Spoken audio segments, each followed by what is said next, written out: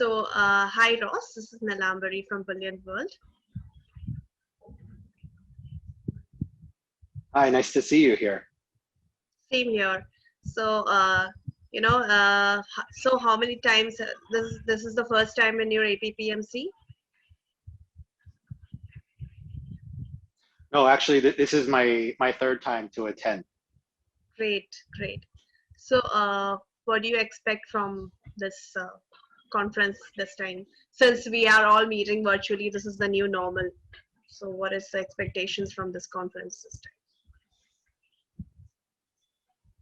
Yeah, well, I'm interested to hear a lot of the speakers' perspective on how the market's impacted by the events of this past year, and to see where things are going as things open up again, hopefully, and basically, I would like to also see how flows move in and out of the region in ASEAN, and make some business strategy or some planning based on those new flows and trends. Great. So, how long have you been in this business of bullion or gold? For how many years? Okay, well, in the field of precious metals, I got started in 2014. Mm-hmm. Great. So, tell me about your company. Around six or 7 years. Great. So, tell me about your company. So right now, I'm a consultant. And what does it do in gold? So right now I'm a consultant and advisor for a firm based in the LATAM region, and we are focusing on how to develop more trade flows into the ASEAN region. Okay. For example, Thailand, where I'm currently present now, is a massive gold market, and Thailand has a very broad free trade agreement with several countries all over the globe, two of which are from the LATAM region, which is Chile and Peru. So I'm focusing more on that angle of moving LATAM into ASEAN and vice versa. Great. So, since we are seeing, would you like to elaborate more on the free trade agreement which happened between the Thailand as well as LATAM region?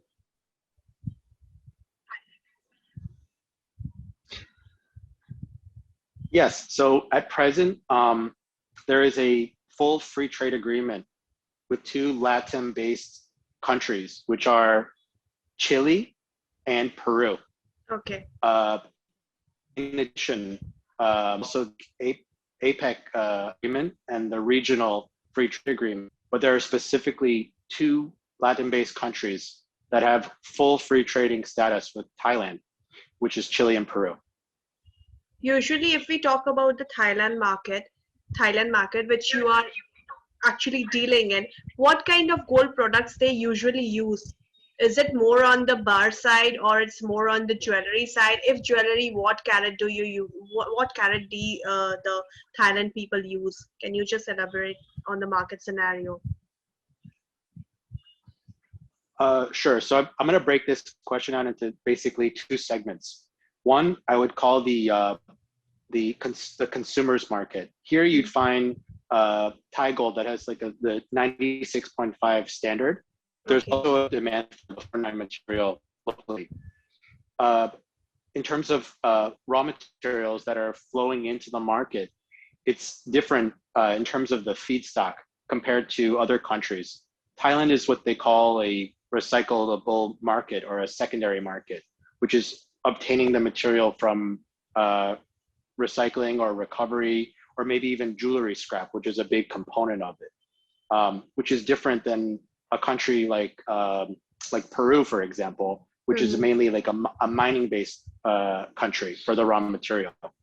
So Thailand is more of the recycled material, and in terms of the consumer goods, it's mainly to service like electronic manufacturers from around Asia, as well as the jewelry manufacturers.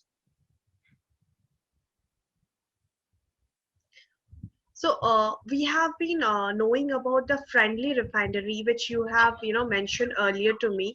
So Friendly Refinery perspective from Thailand. So how about this? What do you have to say on this?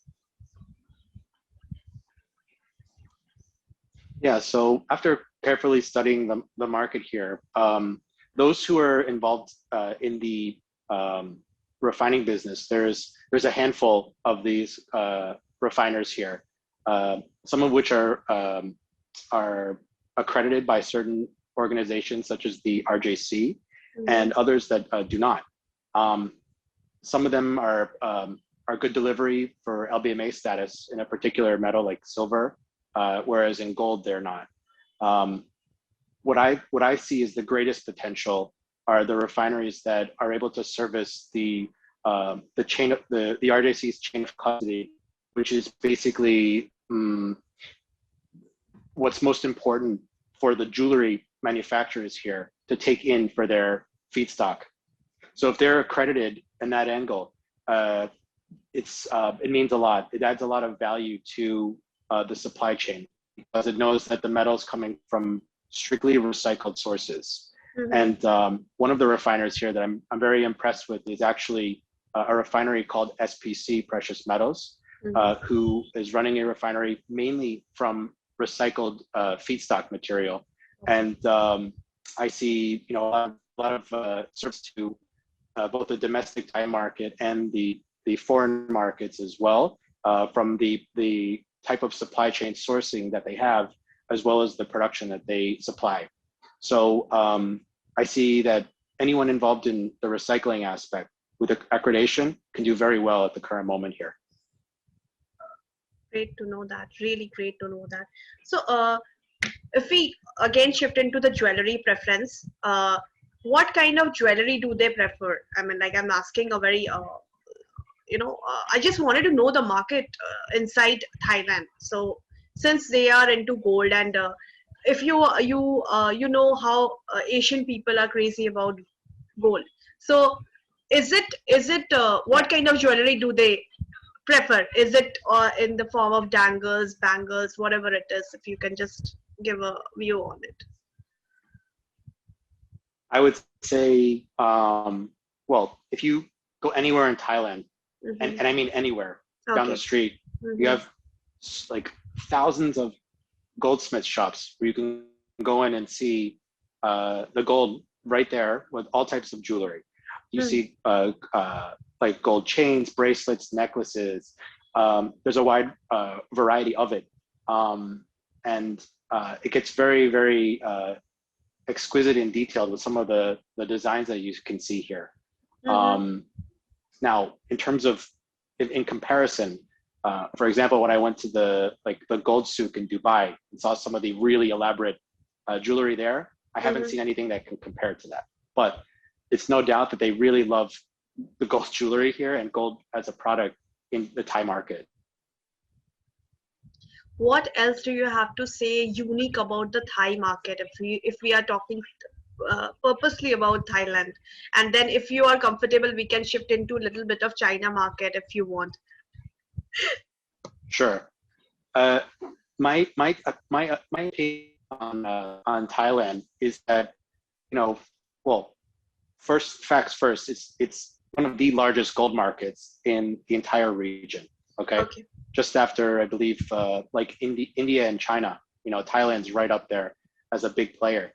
Um, I see that there's not only the Thai people who love gold, but there's a lot of other applications to it for companies that are involved in all sectors, not just jewelry, not just refining, but you can really see that like electronics manufacturers are using Thailand for its resources as well, and those who are recycling byproducts that need to recover gold or other precious metals or PGMs from it, they're doing it right here in Thailand, and it's an absolutely wonderful market to be in. There's a lot of applications for it. So would you like to comment anything on the China market if you are looking into it? Yeah, so China, well, China's a very, very big market. It's, I would say, the largest in the region based on the numbers and facts. The flows into China right now, are mainly going through the SGE, okay, as its appropriate channel to get into the market. Now, depending on if there's quota from any of the central bank in China given to a bank or an authorized person to import it, that's one thing. But delivering metal into the Shanghai Gold Exchange is quite favorable right now. If you analyze the flows in the market and the premiums and stuff like this, China is a very very large market, very broad, and there's a lot of potential there. I'd say for flows of the metal to go in big numbers to that market. It's definitely one of the leading market. Why do we say China is the first one to consume gold? That's what. And second is India. Yes. That's right. Actually, India and Thailand have a great relationship as well. There's a lot of flows here between India and Thailand, and it's a great an area for it all to come meet together. As I believe there's also a free trade agreement with India and Thailand. Yes. So it's a very friendly place for both China and India, as well as the other countries as well. Anything else you would like to add upon, and if I would have missed on any of the topics? No, I think we pretty much nailed it, and I look forward to more networking and discussions during the conference. Definitely. So let's see, you are attending the conference side by side also, I guess, and I'll be catching you up again if I have any doubts regarding a transcript, and I'll get back to you if you don't mind. Okay, very good. That was a very short indeed and a very good interview. Thank you so much, Ross, for giving Thank you very much time to me, and I'll get back to you. Okay. Okay. Thank you. Thank you so much. Thank you so much. Thank you. Yeah. Thank you. Okay. Bye-bye. Bye-bye.